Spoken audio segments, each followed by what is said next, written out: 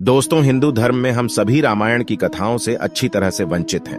माता सीता, श्री राम और लक्ष्मण जी के वनवास काटने की कहानियां भी हम बचपन से सुनते आ रहे हैं। पर आज हम उन्हीं में से एक ऐसी घटना के बारे में बताएंगे जो आपको सोचने पर मजबूर कर देगी। ऐसे में दोस्तों, हमारे सनातन धर्म ग्रंथों में इस बात का साफ साफ उल्लेख है कि बुरे कर्मों का फल हमेशा बुरा ही मिलता है, फिर चाहे वो इंसान हो या फिर भगवान। और यह तो आप सभी जानते ही हैं कि मर्यादा पुरुषोत्तम श्री राम ने अपनी पत्नी सीता को एक धोबी की बातों में आकर अयोध्या छोड़कर जाने को कह दिया था।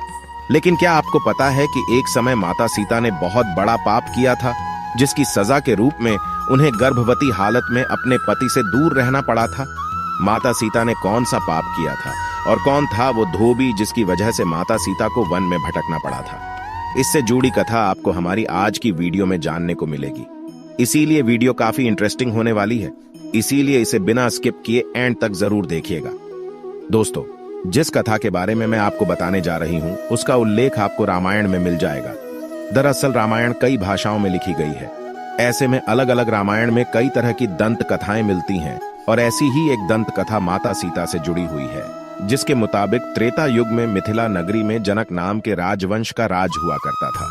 जनक राजवंश के एक ही राजा थे, राजा शेर, जो एक बार यज्ञ के लिए जमीन जोत रहे थे। उसी समय जमीन में उन्हें एक छोटी सी कन्या मिली।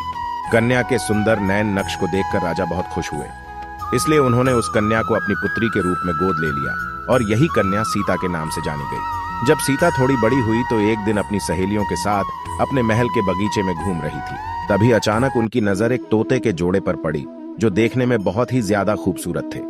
तोते का जोड़ा एक पेड़ पर बैठकर सीता जी के बारे में ही बातें कर रहा था। उनके मुख से अपने भविष्य की चर्चा सुनकर सीता जी को बड़ा आश्चर्य हुआ। कहते हैं कि उनमें से मादा तोता बोल रही थी कि पृथ्वी पर श्री राम नाम से विख्यात एक बड़े सुंदर राजा होंगे और उनकी महारानी का नाम जानकी होगा। श्री राम देवी जानकी के साथ कई वर्षों तक राज करेंगे। धन्य है वो जानकी देवी और धन्य है वो प्रजा जिन्हें प्रभु श्री राम जैसे राजा मिलेंगे। एक साधारण तोते के मुख से अपने भावी पति का नाम सुनकर माता सीता अचंभित हो गई। उन्हें अपने बारे में और जानने की इच्छा जागृत हुई। इसीलिए माता सीता ने अपने महल के पहरेदारों को बोलकर दोनों पक्षियों को पकड़ लिया और फिर दोनों को पुचकारते हुए पूछा, तुम दोनों पक्षियों को भविष्य के बारे में इतना ज्ञान कहां से प्राप्त हुआ? तब पक्षियों ने बताया कि इससे पहले हम ऋषि वाल्मीकि के आश्रम में रहते थे, जहां रोज राम और सीता के जीवन के बारे में बताया जाता है। इसीलिए हमें उन दोनों के बारे में हर चीज कंठस्थ याद हो गई है।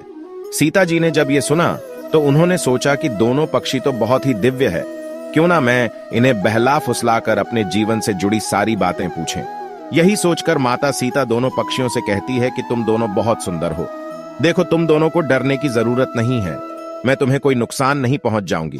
तुम बस मुझे ये बताओ कि राम कौन है और उनका विवाह जानकी से कैसे होगा।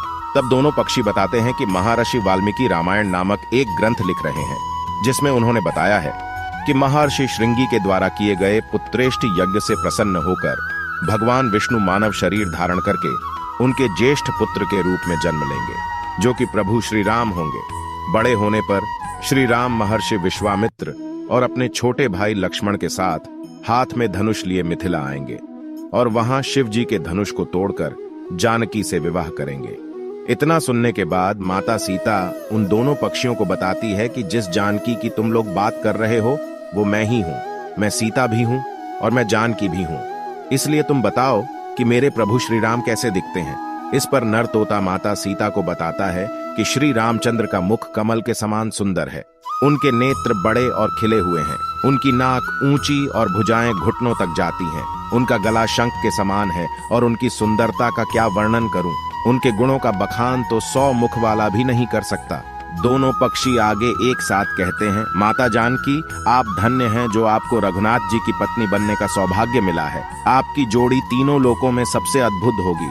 इतना सुनकर देवी सीता उनसे एक सवाल पूछती है और वह तोते का जोड़ा उनके सवालों का जवाब देता है। और इस तरह से देवी सीता जी सवाल पूछती जाती हैं और तोते का जोड़ा जवाब देता रहा। लेकिन एक समय के बाद दोनों तोतों की बात सुनकर सीता जी के मन में लालच आ गया। इसीलिए वह दोनों पक्षों से कहती हैं कि जब तक मेरा विवाह नहीं हो जाता तुम दोनों मेरे साथ राजमहल में रहोगे। इस पर नर तोता माता सीता से कहता है, मेरी पत्नी गर्भवती है, इसलिए ऐसे समय में उसको जाने दें। हम दोनों